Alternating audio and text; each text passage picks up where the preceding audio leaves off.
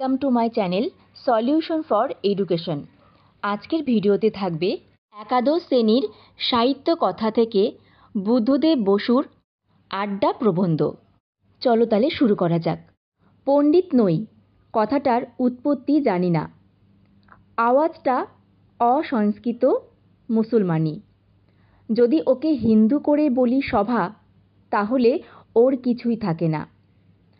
যদি ইংরেজি করে বলি পার্টি, তাহলে ও প্রাণে মরে। মিটিংয়ের কাপড় খাকি কিংবা খাদি, পার্টির কাপড় ফ্যাশন দুরস্ত কিন্তু ইস্ত্রি বড় করা। সভা শুভ্র, শোভন ও আরামহীন। ফরাসি সালোর অস্তিত্ব এখনও আছে কি না জানি না, বর্ণনা পড়ে বড্ড বেশি জমকালো মনে হয়। আড্ডার ঠিক প্রতি শব্দটি পৃথিবীর অন্য কোনো ভাষাতেই আছে কি? ভাষাবিদ না হয়েও বলতে পারি নেই, কারণ আড্ডার মেজাজ নেই অন্য কোনো দেশে, কিংবা মেজাজ থাকলেও যথোচিত পরিবেশ নেই। অন্যান্য দেশের লোক বক্তৃতা দেয়, রসিকতা করে, তর্ক চালায়, ফুর্তি করে রাত কাটিয়ে দেয়, কিন্তু আড্ডা দেয় না। অত্যন্ত হাসি পায় যখন শুভানুধ্যায়ী ইংরেজ আমাদের করুণা করে বলে, আহা বেচারা, ক্লাব কাকে বলে ওরা জানে না।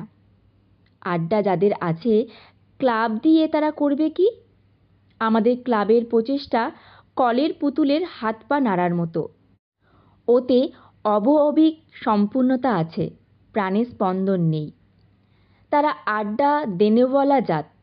তারা যে ঘর ভাড়া নিয়ে চিঠির কাগজ ছাপিয়ে চাকরদের চাপরাশ পরিয়ে ক্লাবের পত্তন করে, এর চেয়ে হাস্যকর এবং শোচনীয় আর কিছু আছে কি না জানি না।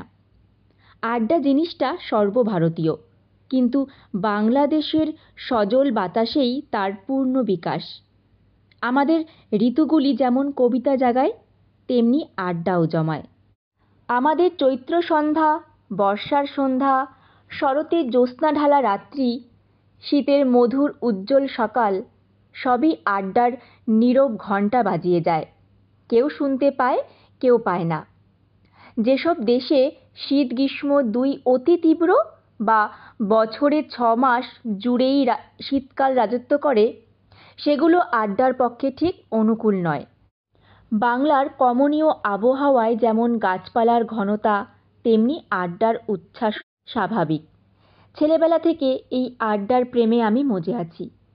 সভায় যেতে আমার বুক কাঁপে, পার্টির নামে দৌড়ে পালাই, কিন্তু আড্ডা, ও না হলে আমি বাঁচি না। বলতে গেলে ওরই হাতে আমি মানুষ। বই পড়ে যা শিখেছি, তার চেয়ে বেশি শিখেছি আড্ডা দিয়ে। বিশ্ববিদ্যাবৃক্ষের উচ্চ শাখা থেকে আপাত রমণীর ফলগুলি একটু সহজেই পেরেছিলুম, সেটা আড্ডারই উপহার। আমার সাহিত্য রচনায় প্রধান নির্ভর রূপেও আড্ডাকে বরণ করি। ছেলেবেলায় গুরুজনেরা আশঙ্কা করেছিলেন যে আড্ডায় আমার সর্বনাশ হবে। এখন দেখছি ওতে আমার সর্বলাভ হলো। তাই শুধু উপাসক হয়ে আমার তৃপ্তি নেই, পুরোহিত হয়ে তার মহিমার প্রচার করতে বসেছি। যে কাপড় আমি ভালোবাসি, আড্ডার ঠিক সেই কাপড়। ফর্সা, কিন্তু অত্যন্ত বেশি ফর্সা নয়, অনেকটা ঢোলা, প্রয়োজন পার হয়েও খানিকটা বাহুল্য আছে, স্পর্শ কমল, নমনীয়। গায়ে কোথাও কড়কড় করে না, হাত পা ছড়াতে হলে বাধা দেয় না। লম্বা হয়ে শুয়ে পড়তে চাইলে তাতেও মানা নেই, অথচ তা মলিন নয়।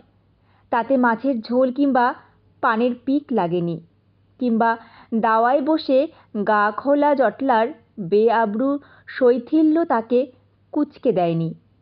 তাতে আরাম আছে, অযত্ন নেই। তার স্বাচ্ছন্দ্য ছন্দহীনতার নামান্তর নয়। শুনতে মনে হয় যে ইচ্ছে করলেই আড্ডা দেওয়া যায়, কিন্তু তার আত্মা বড় কোমল, বড় খামখেয়ালি তার মেজাজ। অতি সূক্ষ্ম কারণেই উপকরণের অবয়ব ত্যাগ করে সে এমন অলক্ষ্যে উবে যায় যে অনেকক্ষণ পর্যন্ত কিছু বোঝাই যায় না। আড্ডা দিতে গিয়ে প্রায়ই আমরা পরাবিদ্যার মানে পড়া বিদ্যার আসর জমায়, আর নয়তো পরচর্চার চণ্ডীমণ্ডপ গড়ে তুলি। হয়তো স্থির করলুম যে সপ্তাহে 1 দিন কি মাসে 2 দিন সাহিত্য সভা ডাকব। তাতে জ্ঞানী গুণীরা আসবেন এবং নানা রকম সদালাপ হবে। পরিকল্পনাটি মনোরম, তাতে সন্দেহ নেই। প্রথম কয়েকটি অধিবেশন এমন জমল যে নিজেরাই অবাক হয়ে গেলাম। কিন্তু কিছুদিন পরেই দেখা গেল যে সেটি আড্ডার স্বর্গ থেকে চ্যুত হয়ে কর্তব্য পালনের বন্ধা জমিতে পতিত হয়েছে। নির্দিষ্ট সময়ে কর্মস্থলে যাওয়ার মতো নির্দিষ্ট দিনে যেখানে যেতে হয় তাকে আর যাই হোক আড্ডা বলা যায় না।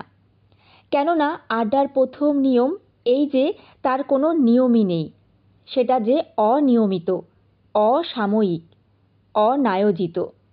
সে বিষয়ে সচেতন হলেও চলবে না। ও যেন বেড়াতে যাবার জায়গা নয়, ও যেন বাড়ি। কাজের শেষে সেখানেই ফিরব এবং কাজ পালিয়ে যখন তখন এসে পড়লেও কেউ কোনো প্রশ্ন করবে না। তাই বলে এমন নয় যে এলোমেলোভাবেই আড্ডা গড়ে ওঠে। নিজে অভিজ্ঞতায় দেখেছি যে তার পেছনে কোনো একজনের প্রচ্ছন্ন কিন্তু প্রখর রচনা শক্তি চাই। অনেকগুলি শর্ত পূরণ হলে তবে কতিপয় ব্যক্তির সমাবেশ হয়ে ওঠে সত্যিকার আড্ডা। ক্লাব নয়, পার্টি নয়, সভা কিংবা সমিতি নয়। একে একে সেগুলি পেশ করছি। আড্ডায় সকলেরই মর্যাদা সমান হওয়া যায়। ব্যবহারিক জীবনে মানুষে মানুষে নানা রকম প্রভেদ অনিবার্য, কিন্তু সেই ভেদবুদ্ধি আপিসের কাপড়ের সঙ্গে সঙ্গেই যারা ঝেড়ে ফেলতে না জানে, আড্ডার স্বাদ তারা কোনো দিন পাবে না। যদি এমন কেউ থাকেন যিনি এতই বড় যে তার মহিমা কখনো ভুলে থাকা যায় না, তার পায়ের কাছে আমরা ভক্তের মতো বসব, কিন্তু আমাদের আনন্দে তার নিমন্ত্রণ নেই, কেননা তার দৃষ্টিপাতেই আড্ডার ঝর্ণাধারা তুষার হয়ে জমে যাবে। আবার অন্যদের তুলনায় অনেকখানি নিচুতে যার মনের স্তর, তাকেও বাইরে না রাখলে কোনো পক্ষেই সুবিচার হবে না। আড্ডায় লোকসংখ্যার একটা স্বাভাবিক সীমা আছে। ঊর্ধ্ব সংখ্যা 10 কি 12, নিম্নতম 3। 10-12 জনের বেশি হলে অ্যালবার্ট হল হয়ে ওঠে, কিংবা বিয়েবাড়িও হতে পারে।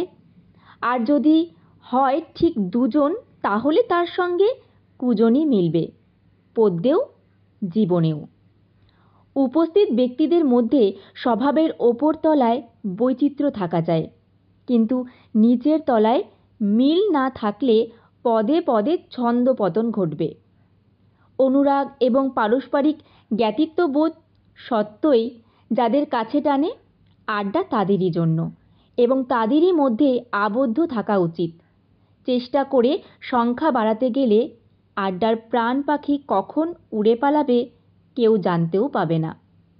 কিন্তু এমনও নয় যে ওই কজন এক সুরে বাঁধা মানুষ একত্র হলেই আড্ডা জমে উঠবে।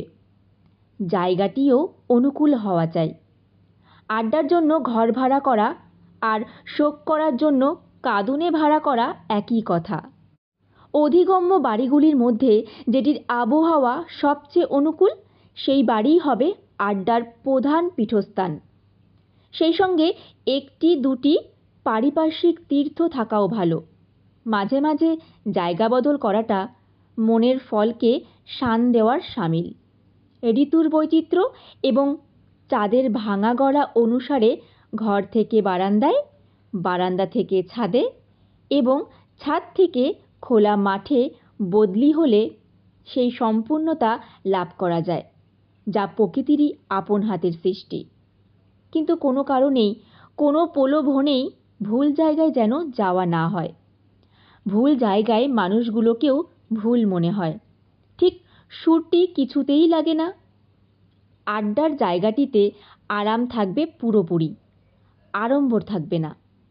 আসবাব হবে নিচু, নরম, অত্যন্ত বেশি ঝকঝকে নয়।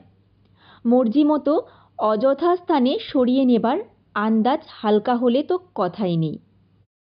চেয়ার টেবিলের কাছাকাছি একটা ফরাশ গোছেরও কিছু থাকা ভালো। যদি রাতে বেড়ে যায় কিংবা কেউ ক্লান্ত বোধ করে তাহলে শুয়ে পড়ার জন্য কারো অনুমতি নিতে হবে না। পানীয় থাকবে কাচের গ্লাসে ঠান্ডা জল, আর পাতলা সাদা পেয়ালায় সোনালি সুগন্ধি চা। আর খাদ্য যদি কিছু থাকে তা হবে স্বাদু, স্বল্প এবং শুকনো, যেন ইচ্ছে মতো মাঝে মাঝে তুলে নিয়ে যাওয়া যায়। আর খাবার পরে হাত মুখ ধোবার জন্য উঠতেও হয় না। বাসনগুলো হবে পরিচ্ছন্ন, জমকালো নয়, এবং ভৃত্যদের ছুটি দিয়ে গৃহকর্ত্রী নিজেই যদি খাদ্য পানীয় নিয়ে আসেন এবং বিতরণ করেন তাহলেই আড্ডার যথার্থ মান রক্ষা হয়। কথাবার্তা চলবে মসৃণ স্বচ্ছন্দ স্রোতে, তার জন্য কোনো চেষ্টা কি চিন্তা থাকবে না। যেসব ভাবনা ও খেয়াল, সংশয় ও প্রশ্ন মনের মধ্যে সবসময় উঠছে পড়ছে, কেজো দিনের শাসনের তলায় যা চাপা পড়ে থাকে এবং যার অনেকটা অংশই হয়তো আকস্মিক কিন্তু তাই বলে অর্থহীন নয়, তারই মুক্তি পাওয়া ছলছলানি যেন কথাগুলো। এখানে সংকোচ নেই, বিষয়বুদ্ধি নেই, দায়িত্ববোধ নেই। ভালো কথা বলার দায় নেই এখানে। ভালো কথা না আসে এমনই কথাই বলবো। এমনই কথারও যদি খেই হারিয়ে যায়, মাঝে মাঝে চুপ করে থাকতে ভয় কিসের? মুহূর্তের জন্য চুপ করে থাকাকে যারা বুদ্ধির পরাভব কিংবা সৌজন্যের ত্রুটি বলে মনে করেন, আড্ডা জিনিসটা তারা বোঝেন না। তার্কিক এবং পেশাদার হাস্যরসিক আড্ডায় এই দুই শ্রেণীর মানুষের প্রবেশ নিষেধ। যারা প্রাজ্ঞজন কিংবা যারা লোকহিতে বদ্ধপরিকর তাদেরও সসম্মানে বাইরে রাখতে হবে। কেননা আড্ডার ইডেন থেকে যে সূক্ষ্ম সর্প বারবার আমাদের ভ্রষ্ট করে তারই নাম উদ্দেশ্য। যত মহৎই হোক কিংবা যত তুচ্ছই হোক, কোনো উদ্দেশ্যকে ভ্রম কমেও কখনো ঢুকতে দিতে নেই। আড্ডার মধ্যে তাস পাশার আমদানি যেমন মারাত্মক তেমনি ক্ষতিকর তার দ্বারা কোনো জ্ঞান লাভের সচেতন চেষ্টা। ধরে নিতে হবে যে আড্ডা কোনো উদ্দেশ্য সাধনের উপায় নয়, তা থেকে কোনো কাজ হবে না, নিজের কিংবা অন্যের কিছুমাত্র উপকার হবে না। আড্ডা বিশুদ্ধ ও নিষ্কাম, আপনাতে আপনি সম্পূর্ণ। তা যদি নিজেরই জন্য আনন্দদায়ক না হতে পারে তাহলে তার অস্তিত্বেরই অর্থ নেই।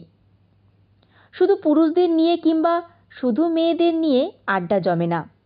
শুধু পুরুষরা একত্র হলে কথার গাড়ি শেষ পর্যন্ত কাজের লাইন ধরেই চলবে। আবার কখনো লাইন থেকে চ্যুত হলে গড়াতে গড়াতে সুরুচির সীমাও পেরিয়ে যাবে হয়তো। শুধু মেয়েরা একত্র হলে ঘরকন্যা, ছেলেপুলে, শাড়ি গয়নার কথা কেউ ঠেকাতে পারবে না। আড্ডার উন্মিলন স্ত্রী পুরুষের মিশ্রণে। মেয়েরা কাছে থাকলে পুরুষের এবং পুরুষ কাছে থাকলে মেয়েদের রসনা মার্জিত হয়। কণ্ঠস্বর নিচু পর্দায় থাকে, অঙ্গভঙ্গি শ্রীহীন হতে পারে না। মেয়েরা দেন তাদের স্নেহ ও লাবণ্য, ন্যূনতম অনুষ্ঠানের সূক্ষ্মতম বন্ধন। পুরুষ আনে তার ঘর ছাড়া মনের দুর্কল্পনা। বিচ্ছিন্নভাবে মেয়েদের দ্বারা এবং পুরুষের দ্বারা পৃথিবীতে অনেক ছোট বড় কাজ হয়ে থাকে। ছন্দ হয় দুয়ের মিলনে। আড্ডা স্থিতিশীল নয়, নদীর স্রোতের মতো প্রবাহমান। সময়ের সঙ্গে সঙ্গে তার রূপের বদল হয়। মন যখন যা চায় তাই পাওয়া যায় তাতে। কখনো কৌতুকের সরস, কখনো আলোচনায় উৎসুক, কখনো প্রীতির দ্বারা সুস্নিগ্ধ। বন্ধুতা ও অন্তর্বীক্ষণ, হৃদয়বৃত্তি ও বুদ্ধির চর্চা, উদ্দীপনা ও বিশ্রাম সব একসঙ্গে শুধু আড্ডাই আমাদের দিতে পারে, যদি সত্যি তা ওই নামের যোগ্য হয়।